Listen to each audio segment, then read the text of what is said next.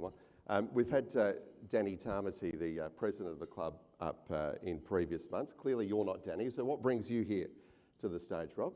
It was your very kind invite just then, Tim. No, the committee thought we'd just get different members of the committee up on stage just to explain what it is we do. I'm also up for election next year, so if you like what you hear today, vote for me next year. You sit on a bunch of committees and help out across a number of different groups in a number of different ways. One of the things you do, of course, is put a fair amount of time and preparation into our speakers. And I think it's fair to say our speakers have been absolutely top shelf this year, so well done for your input there. Thank you very much. Yeah, I think as the club gets more success, it gets easier to attract top-notch speakers, which we've had this year. So yeah, I'm on 3 subcommittees. I joined the committee last March, and then apparently you can't lead a subcommittee in the first year, you've got to learn. So I did an apprenticeship under Felicity, who's here today, thank you very much, in the speaker engagement area. And also worked with Barry Upton in education engagement, and with Jordan Pedley trying to kickstart the YP program again. Yep. Pretty busy. The education space, I know, is a real passion for you. If you can maybe not channel your inner Barry, but if you can give us maybe 3 minutes or maybe 2 minutes, why is it such an area of passion for you? Oh, look, I think, the industry's been crying out for undergraduates getting into uni to get people through uni. We're really direly short of people in professional roles. So, we like to attract these kids in year 10. And Leo, where's Leo? Put your hand up. Here he is over here. Leo was on our last camp, Leo Newman. In fact, while we're on that, we've got a few chaperones from the camp too. We've got Della, who works at Comscott High School in career support. Barry Upton is the other non-cooking chaperone this time. And Liesl Kemp from Evolution was going to be here today, but she's on jury duty, unfortunately. So Leo, on a show of hands, how do you rate the camp out of 10? Yeah, good man.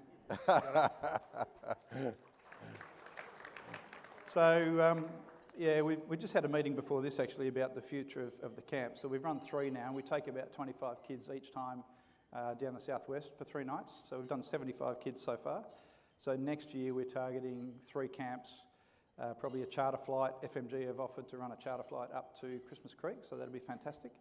And also running a one-dayer down to Boddington. So we think we'll get about 220 kids through that program next year. What's been the general reaction from the kids you've taken there when they get to see the industry up close? Blown away. A lot of them are overwhelmed, and we remind them they don't get to those roles on their first day. So it's a steady learning curve, but they're amazed. The feedback we get is really positive. Yeah, fantastic. As well as these lunches, which have been very successful this year, the young professionals and the miners mingle events have been huge this year too, haven't they? They've been awesome, yeah. That's our favourite MC at the mining club, Matty Michael, runs those. Yep. And so we have them. We've had them at Mayfair Lane, but we've sold that out now. We've maxed that out. So we're moving to the arena. So our next event's on November 21st, and it's contractor versus owner miner. So we've got Chris Dark from Newmont arguing for the owner mining, and we've got Mick Rowdy from Barminco talking about contracting, and Shelley Whitaker from Delta Lithium to mediate from a commercial point of view. So that should be fascinating. And I think we've had record 120 register already, Cassandra? 130, up to 130 overnight. So yeah, get along to that. You don't need to be a young professional to come to that. We want to have the young professionals mingle with more experienced people, so don't feel like you're being a toolie if you come along to those. But what we also ask is that in your role at work, make your young professionals aware that this thing exists and encourage them to come along to those events. Yeah. As we do with Danny, we sort of pick her brain for a fun fact. What can you share with us as a fun fact about Rob? Oh, wow. All right, here's one. I wasn't warned about this, so this is off the cuff. Or at least the footy team. Who's your footy team? No, I'll do a fun fact. Okay. In my life, I think I'm the only person on the planet that's lived on 3 streets that run down to Wembley Golf Course. Wow.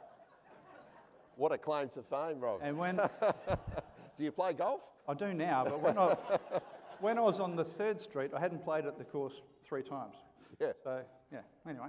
Had a few fact. balls in the backyard over the years there, Yeah, I imagine. And you're semi-retired as well. I am semi-retired. Is that just a fancy word for you're just a bit lazy? Well, I could... Those that know me will back that up, yeah. I think I use the word semi-retired so that if I need to go back to work, it means I haven't failed in retirement. Yep. And I don't think anyone truly retires. I think Duncan Coots is in the room. He's hung the boots up recently, I believe. Come and talk to me if you want some advice. No, I play golf a couple of times a week. I've got a string of slow racehorses. I watch the kids play sport. I go hiking and travelling and taking up art. And, you know, the mining club takes up a fair bit of time as well. So I'm living the dream. Yeah, I know you put a lot of time and effort into all those facets of the mining club. So thank you very much. Thank you, Rob. Look forward to seeing what speakers you're going to bring to the events next year as well. Rob Humphryson, thank you. Just one more thing, though. Yep. Just one more thing. Like, one of my favourite things at the mining club, without doubt, is winding up Cassandra. It doesn't take a lot. So it would be really good, Tim, if we run 2 or 3 minutes over, just to see what happens. Let's keep chatting. But for everyone, if you could just, whoever's got Cassandra's address, she thrives on getting feedback. The nitpickier, the better, right? So if everyone can send her an email criticising some little aspect of what we do, that would be much appreciated. I mean, if we really want to pull out the big gun and make her head explode, we'd get Barry up here to just, you know, tell us his life story as well. Yeah, that'll be good. That'll be quick. Yeah. But while I mentioned Barry, is that you down there, Barry? I know you're after a couple more sponsors for the for some of the Get Into Mining camps, aren't you? So if you are interested in having a conversation about that, Barry's there on table 28. He's your man to speak to.